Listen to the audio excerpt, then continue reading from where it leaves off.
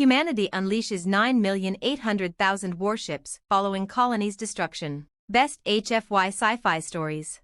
The stars had always been a symbol of hope and exploration for humanity. A vast ocean of untapped potential stretching across the cosmos. But when the unthinkable happened, the destruction of one of humanity's oldest colonies, Arcadia 4, the glimmer of hope dimmed, replaced by a rage that would echo across the stars. Arcadia 4 was a beacon of progress, nestled on the edge of the galactic rim. Its sprawling cities, lush farmlands, and advanced research centers had been a testament to humanity's resilience and ingenuity. It had been a peaceful world, thriving with trade, culture, and innovation. But all of that ended in an instant. The attack came without warning. The alien warships, a coalition of ruthless species with a history of conquest, descended upon the colony like a swarm of locusts. Their ships were massive and heavily armed, their weapons capable of reducing entire cities to ash. They obliterated Arcadia IV's defenses, disabled its communication networks, and then began their reign of terror. In mere hours, the colony was a smoldering ruin, with the last remnants of human life crushed beneath the weight of superior firepower.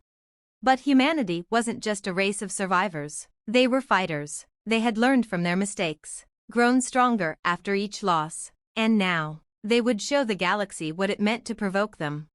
The news spread like wildfire, reaching every corner of human space. The memory of Arcadia IV's fall ignited a firestorm in the hearts of humankind. No longer would they cower before their enemies. Humanity had been pushed too far, and now they would strike back with a fury that no one had ever witnessed. At the heart of the Human Federation's military command, a colossal decision was made.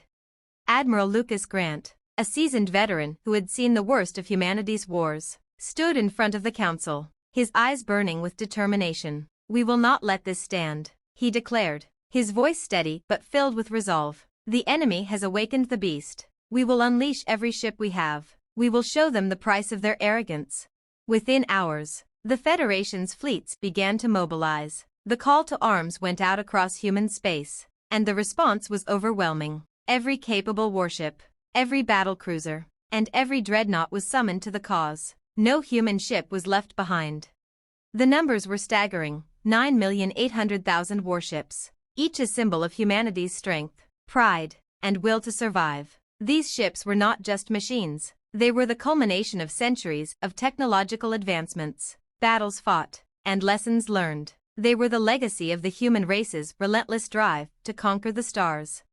Each ship was a marvel of engineering, from the sleek, agile destroyers capable of lightning-fast strikes to the hulking behemoths bristling with firepower, capable of leveling entire fleets with a single volley. They came equipped with advanced AI-driven systems, weapons capable of targeting individual atoms, and shields that could withstand the might of a supernova. The moment the warships emerged from their home ports and the wormholes, the galaxy trembled. The sight of 9.8 million ships soaring into the blackness of space was enough to send shockwaves through every alien empire that had dared to challenge humanity. The Federation had mobilized like never before, and the enemy knew that their time was running out. Admiral Grant stood on the bridge of the flagship Tempest, his eyes fixed on the swirling stars ahead. He knew the battle would be brutal, but he had no doubt humanity was capable of anything. "We fight for Arcadia 4. We fight for every colony, every family, every life taken by the enemy," Grant said, his voice echoing in the comms room. "This will be the final war, and humanity will win." Across the galaxy, the response was clear. The Federation's 9,800,000 warships formed a massive armada, spreading out like a storm cloud, ready to engage. The enemy's forces, now scattered and disorganized, found themselves surrounded by a force they could not comprehend. 4 days, the battle raged. The humans fought with an intensity and unity that their adversaries could not understand. Every ship was a hammer striking the enemy with precision, every maneuver a testament to the training and discipline of human warriors. The Federation's warships, working in flawless coordination, tore through the enemy ranks, their weapons turning the tide in a way no one had thought possible. The enemy's response was weak, their tactics ineffectual against the sheer might of the human armada. In a matter of weeks, the invaders were driven from the galaxy, their fleets shattered and their forces scattered. The loss of Arcadia 4 had been avenged 1,000 times over. But humanity's message was clear, sent across the stars for all to hear: never again would they be so easily conquered. Humanity had shown that it was a force to be reckoned with, a species that would not bow before any enemy, no matter how powerful. The galaxy would remember the day humanity unleashed its full might, a day when 9,800,000 warships surged across the stars to avenge a fallen colony. And from that moment on, humanity's name would be spoken with respect, if not fear, across the cosmos. Admiral Lucas Grant stood on the bridge of the Tempest, staring out at the stars. "This is just the beginning," he muttered. "We will never be weak again." And with that, humanity's path through the stars would be one of power, purpose, and unyielding determination. The galaxy had been warned. Humanity unleashes 9,800,000 warships following colony's destruction. Best HFY Sci-Fi Stories, Part 2. The aftermath of the destruction of Arcadia 4 was felt throughout the galaxy, but the vengeance humanity had taken in its wake was only the beginning. The very act of retaliation had altered the cosmic balance, shaking the foundations of countless alien empires. And as the Federation's warships returned from the front lines, the news of humanity's victory spread faster than the speed of light, infiltrating every corner of the galaxy. But with that victory came an unsettling question: what would humanity do next? Admiral Lucas Grant had no illusions. The war had not ended. It had only shifted gears. The invaders had been driven back for now, but they would regroup. There were always more enemies in the galaxy, more who would test the resolve of humanity. The moment the Federation had shown its power, it had invited new challenges, new threats. On Earth, President Alara Hayes convened an emergency summit with the highest-ranking military officials and strategists from the Federation. The room was thick with tension as every leader knew the price of failure. This meeting would determine humanity's future.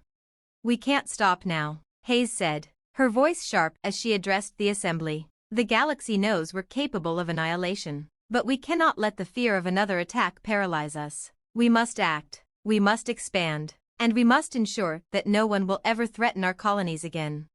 The room fell silent. It was one thing to fight back in vengeance. It was another thing entirely to take proactive control of humanity's destiny. But Admiral Grant was the first to speak up. "President Hayes is right," Grant said, his hands clasped behind his back. "Our fleets are now the strongest force in the galaxy, but we've shown them only a glimpse of what we can do. If we do nothing, we'll be seen as a temporary threat, something to be wary of, but nothing more. To truly ensure our survival, to ensure that no one ever dares to destroy another human colony, we must expand." The suggestion was radical. Humanity had always been explorers, driven by a sense of discovery, not conquest. Yet the attack on Arcadia 4 had changed that perspective. In the blink of an eye, peace had been shattered, and the Federation realized that only through power would they guarantee peace. After hours of intense discussion, an agreement was reached. Humanity would not just defend, they would take the offensive. They would establish a series of fortified colonies, each one equipped with the same overwhelming strength that had already driven back the invaders. They would expand their reach, ensuring that every key system in the galaxy was under their control. The first target was the alien empire of Gather, a sprawling civilization that had long held dominion over a vast section of space. Known for their brutal conquests and their relentless expansionism, the Gather had been one of the first to strike at human colonies. The Federation's 9,800,000 warships would lead the charge. Their first mission was to secure the Gather homeworld, a heavily fortified planet surrounded by a dense defensive network. But the human fleets were not deterred by the challenge. Grant stood at the helm of the Tempest, now the symbol of humanity's might. His thoughts were clear. The Gather were arrogant, dismissive of humans as anything more than a fledgling species, but they would soon learn just how wrong they were. "Today, we don't just fight to survive," Grant said, his voice resolute. "We fight to reshape the galaxy, to let it know that humanity's will cannot be broken." The fleet jumped into the Gather system in a flash of light, and the battle began. Unlike the previous skirmishes, this was a war of conquest, a war that would establish humanity as the dominant force in the galaxy. The Gather had underestimated humanity's capabilities, and they quickly realized the mistake.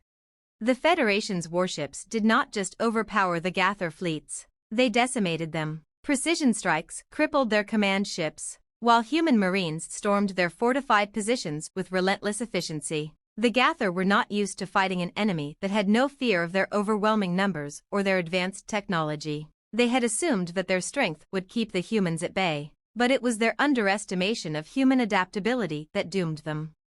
Over the course of a single month, the Federation took control of the Gather homeworld. Entire regions of their cities were leveled, their defenses shattered, their fleets broken. The Gather Empire, once a major power in the galaxy, fell to its knees in the face of humanity's might. As the Federation's forces claimed victory, a new era dawned. Humanity, once considered weak and fragmented, was now the most powerful force in the galaxy. But their ambition did not stop with the Gather. The message had been sent across the stars: challenge humanity, and you will be met with obliteration. With every new victory, humanity's fleets expanded further, pushing the boundaries of their empire. New colonies were founded, fortified by fleets that ensured peace through strength. And as Admiral Grant watched the burning remains of the Gather's capital from the Bridge of the Tempest, he understood the weight of humanity's new role in the galaxy. They were no longer the underdogs. They were no longer merely surviving. They were shaping the future. The galaxy would never be the same again. As the Tempest slowly turned towards the next system, ready for the next conquest, Grant muttered under his breath, "We're just getting started." The stars would remember the day humanity rose to dominance, and they would forever know the cost of underestimating humankind. End of part 2. Would you like to continue? Or is there another direction you'd like to take this story? Humanity unleashes 9,800,000 warships following colonies' destruction. Best HFY Sci-Fi Stories, Part 3. The galaxy had never been this uncertain. No one knew how to react to humanity's sudden and overwhelming surge of power. The Gather Empire, once a pillar of strength, had fallen in a matter of weeks, and with it, a ripple of fear and awe spread across the stars. Civilizations that had once dismissed humanity as a passing blip on the galactic map now found themselves questioning their place in the universe. Humanity's warships, 8 million strong, had become a symbol of both hope and terror. To the oppressed species, they were a promise of liberation. To the conquerors, they were a harbinger of doom. Admiral Lucas Grant stood at the forefront of the Human Federation's new campaign. With the Gather Empire's collapse, the Federation was now positioned to expand its reach even further. Their next target was the Vroth Dominion, an ancient empire known for its ruthless tactics and vast fleets of warships. But this was no longer about retaliation or defensive posturing. Humanity was no longer simply reacting to threats. They were asserting their dominance, shaping the galaxy in their image. Grant knew that every victory would cement their place at the top of the galactic hierarchy. The Federation would become the law of the stars, a force of order in a galaxy plagued by chaos. The Federation was no longer just about survival. It was about shaping the future. "Admiral," came a voice over the comms. It was Captain Amelia Rowe, his most trusted officer. "The Vroth fleet is engaging our forward scouts. They're not holding back." "Sir, looks like they're ready for a fight." Grant smiled grimly, his fingers resting on the polished surface of the command console. "Good. Let's give them one they'll never forget." The Federation's warships, led by the colossal Tempest, surged forward, their weapons charged and their engines roaring with power. The Vroth, a race known for their technological advancements and brutal efficiency, would be tested in a way they had never anticipated. They thought they had the upper hand with their superior numbers, but humanity had something else: strategy, adaptability, and a collective resolve that few could match. As the battle began, the Federation's 9,800,000 warships split into coordinated formations. Each fleet operated like a singular entity, moving with precision and deadly intent. Humanity had learned from their previous engagements, and now, they were masters of war.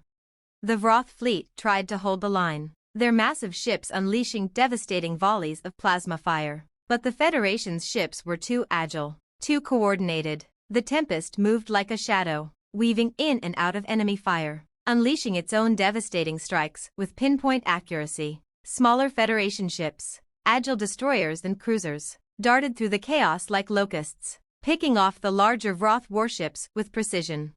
For the first time in their history, the Vroth were outmaneuvered, outsmarted, and overpowered. Within hours, the Vroth fleet was in disarray. The human armada, relentless and overwhelming, began to dismantle the Dominion's defenses one ship at a time. The Vroth had always prided themselves on their advanced technology, their massive warships, and their ruthless tactics, but nothing had prepared them for the fury of humanity's full military might. On the bridge of the Tempest, Admiral Grant stood motionless, his eyes locked on the battle unfolding before him. His mind raced, but his body remained calm. This was their moment. "Captain Rowe," Grant said, his voice steady, "prepare for the final push. I want to make sure the Vroth know exactly what happens when they stand against humanity." "Understood, Admiral," Rowe replied, her voice laced with determination. Initiating final phase of the attack.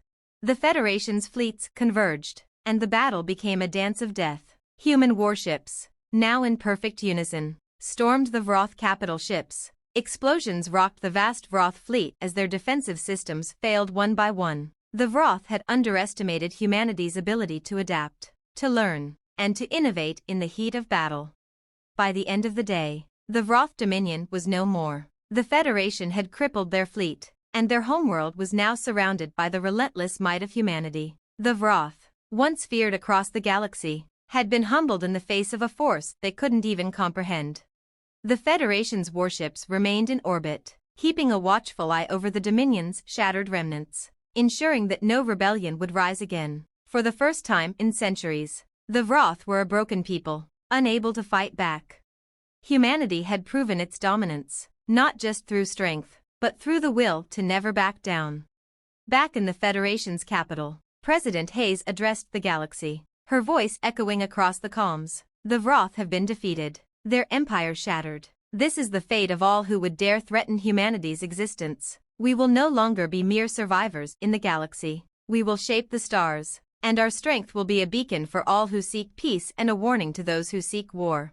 Humanity's rise was not just a tale of survival, it was a new chapter for the galaxy, one where the human race, armed with 9,800,000 warships, would forge its own path. The Federation's expansion continued, unopposed. Each victory added fuel to their fire, each conquest a step closer to becoming the undisputed rulers of the stars.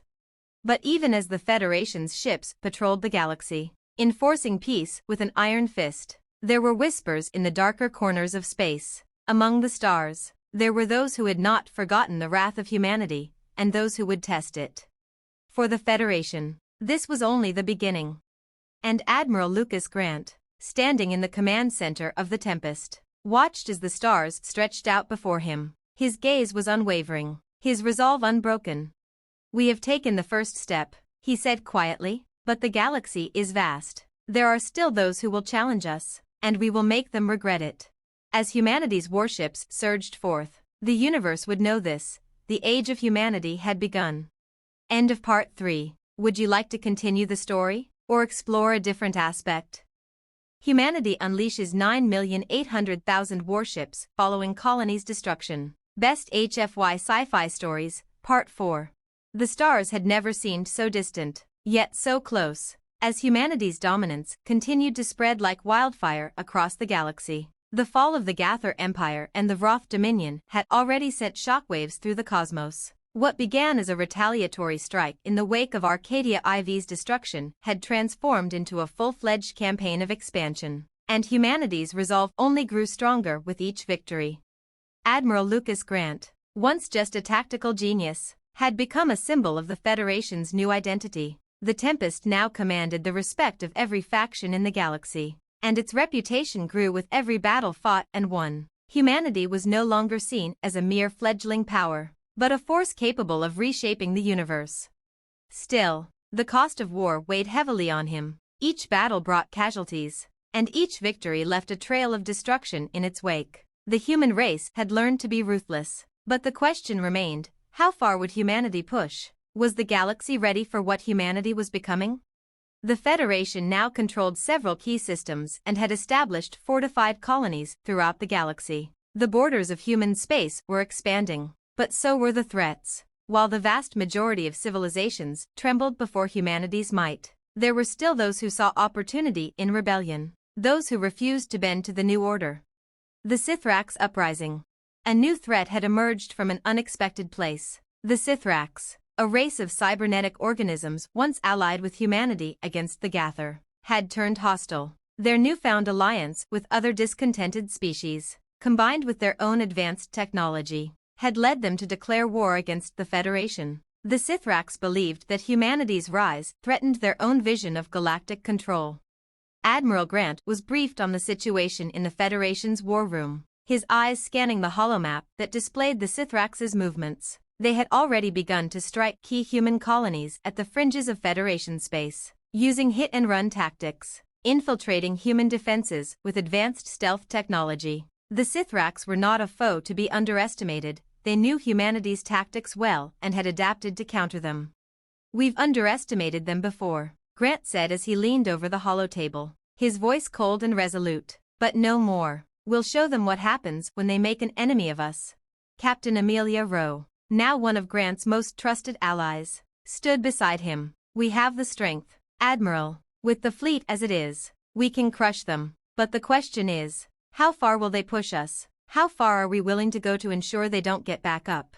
Grant's gaze was unwavering. "We take the fight to their homeworld. If we leave them alive, they'll only grow more dangerous. Let's finish this once and for all."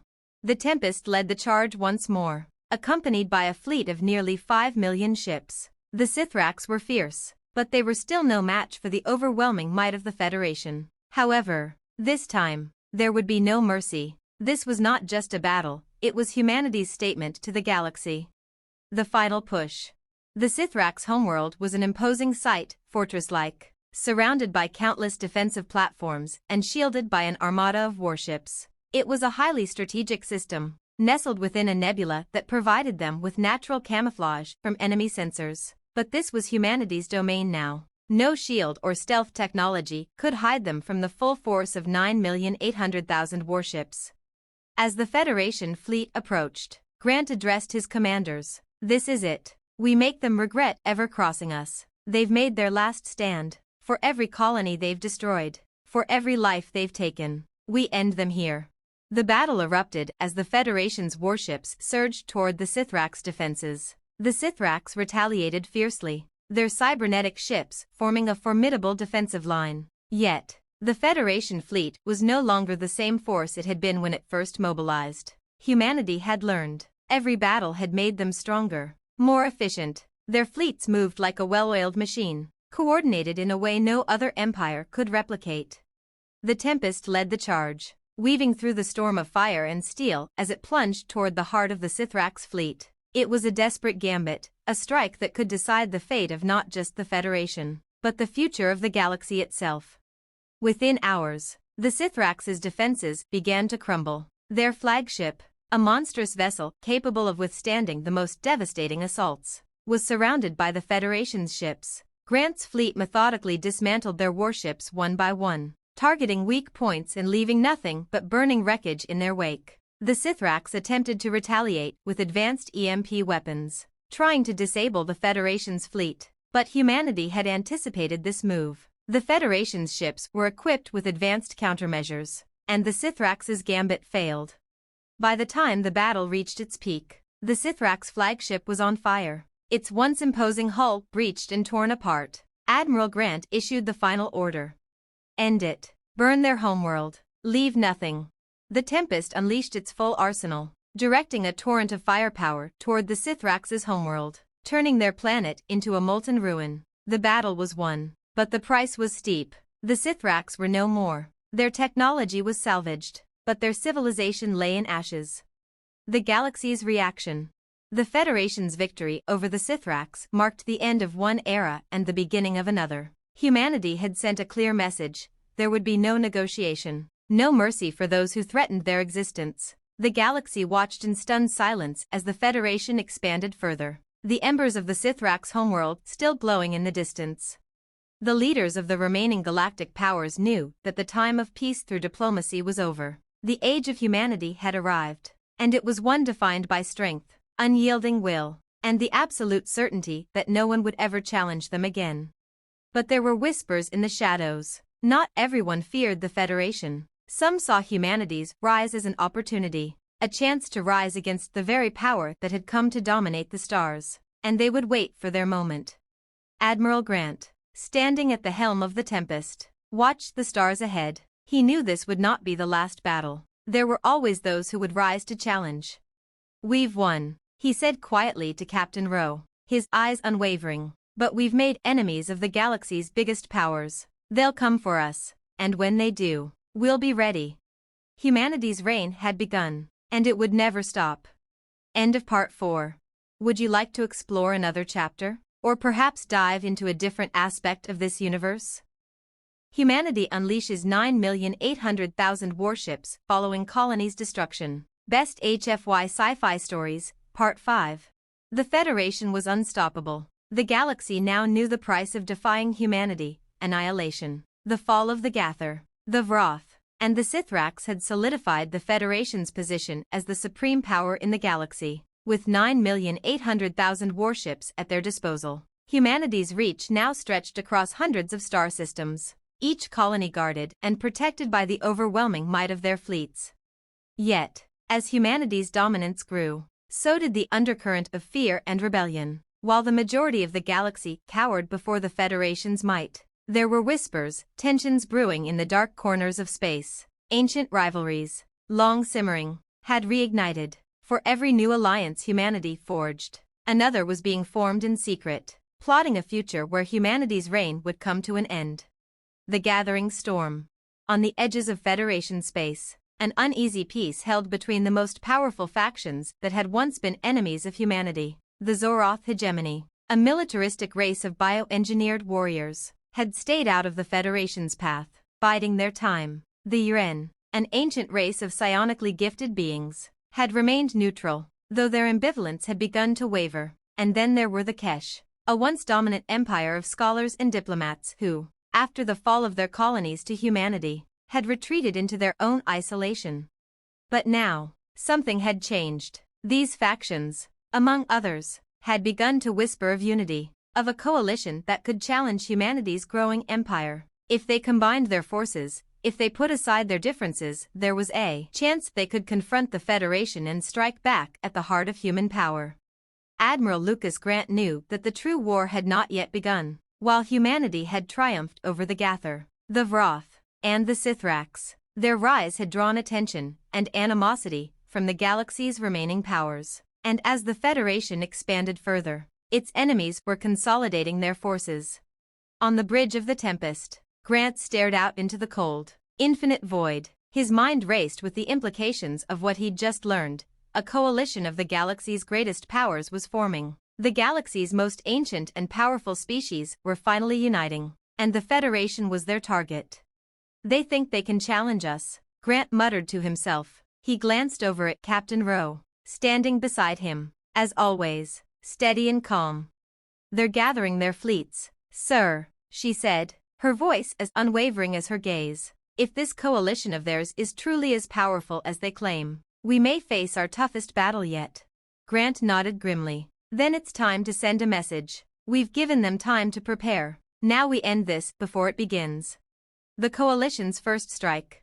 The coalition, consisting of the Zoroth, the Yuren, the Kesh, and several other smaller factions, launched their first strike against a Federation outpost on the fringes of human-controlled space. The target was a strategic defense hub, a critical installation designed to repel any attempts at invasion. But the coalition was no longer just making noise. They had a plan, and their warships were battle-hardened and unified in purpose.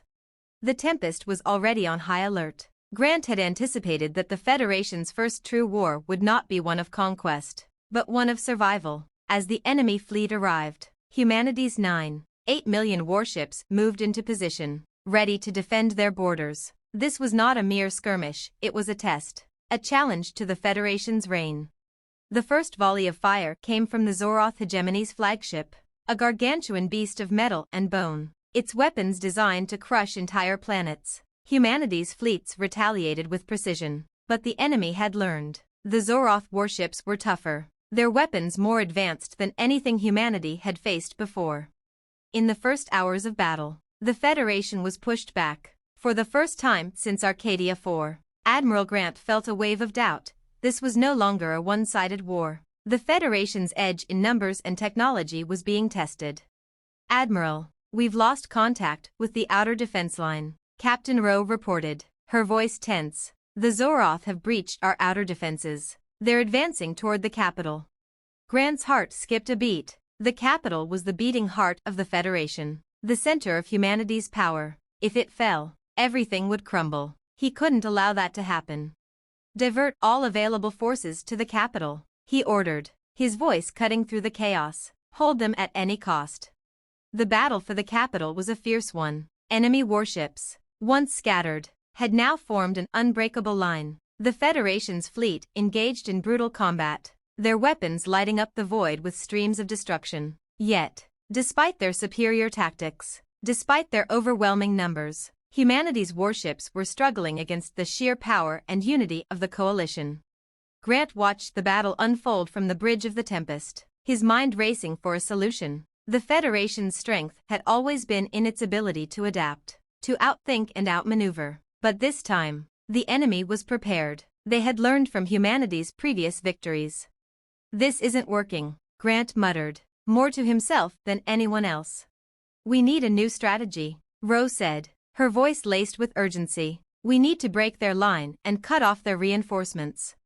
Grant's eyes lit up with realization. "Exactly. We're not going to fight them head-on. We're going to force them to fight on our terms. Prepare the Tempest for a jump. We're going to strike at their supply lines and cripple their reinforcements." The plan was risky.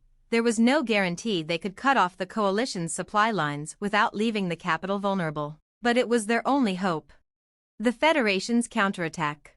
The Tempest and a select group of warships executed a daring maneuver, jumping deep behind enemy lines to disrupt the coalition's supply routes. The move caught the enemy by surprise. The coalition's fleets, which had been advancing relentlessly, suddenly found themselves cut off from critical supplies. Without food, fuel, and ammunition, the enemy's warships began to falter. The Federation's fleet, now reinforced and with the momentum on their side, launched a counteroffensive. The Zoroth flagship, isolated and vulnerable, was surrounded. Within hours, it was torn apart by coordinated Federation fire, and the coalition began to retreat. But even as the battle turned in their favor, Grant knew the war was far from over. The coalition had tasted defeat, but they had not given up. Humanity had proven its strength, but now, the galaxy's factions knew that the Federation could bleed. The war had just begun, and the stars were about to burn brighter than ever before. End of Part 5. Would you like to continue with the next chapter, or explore a different part of the story? Humanity unleashes 9,800,000 warships following colonies' destruction. Best HFY Sci-Fi Stories, Part 6. The war had escalated.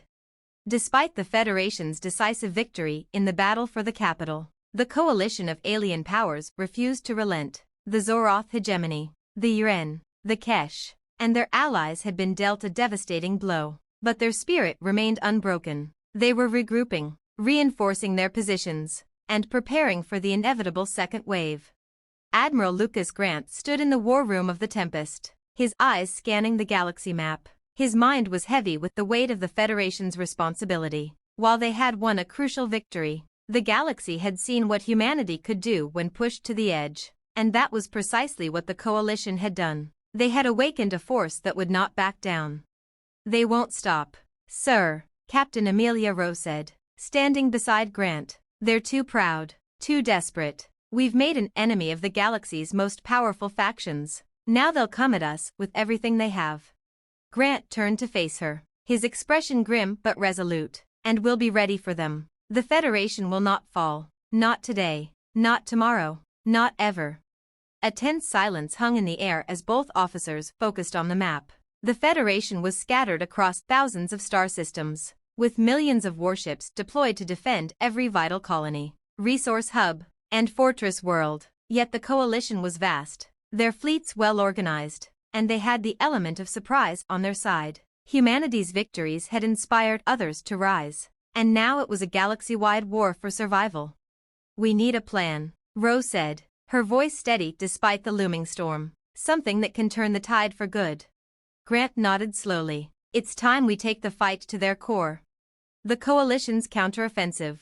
The galaxy's factions were far from idle. They had learned from their earlier mistakes. The first wave of attacks had been reckless, uncoordinated, and too predictable. Now, the coalition had formed a more unified strategy. Striking at humanity's weakest points, they began to launch coordinated raids on Federation supply lines, cutting off critical resources, and slowly choking the Federation's expansion.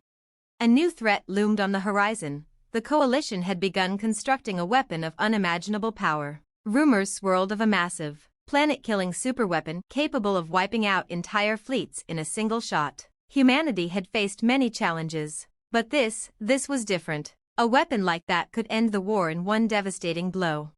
The Federation's response was swift. Admiral Grant had already begun formulating a plan to counter the superweapon, but it would require more than just brute force. The Federation's intelligence network had pinpointed the weapon's construction site, a heavily fortified station deep within the neutral zone, surrounded by the fleets of the Zoroth, the UN, and their allies. To take it out would mean waging an all-out assault on the galaxy's most dangerous coalition.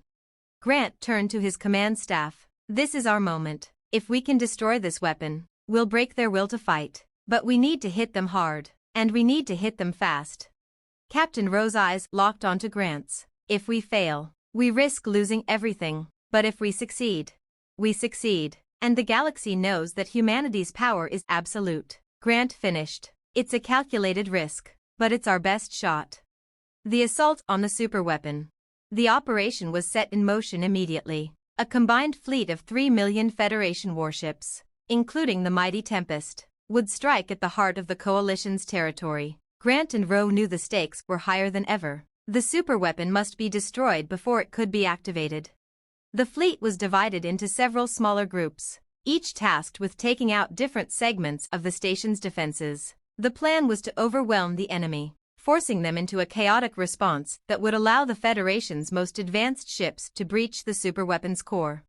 As the Federation warships entered the neutral zone, they were met with the full force of the coalition. The Zoroth, the UN, and the Kesh had joined their fleets, and the station itself was surrounded by layers of defense platforms, mines, and energy shields.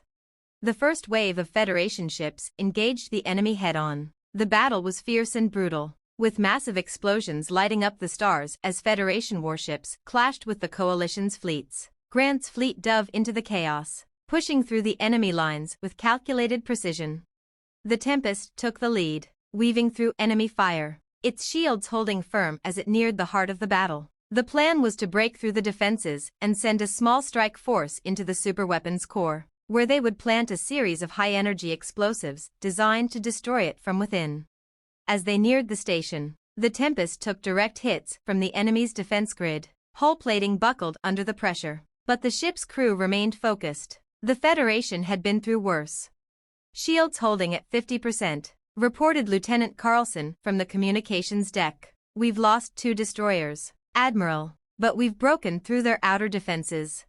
Push forward, Grant ordered. We can't stop now.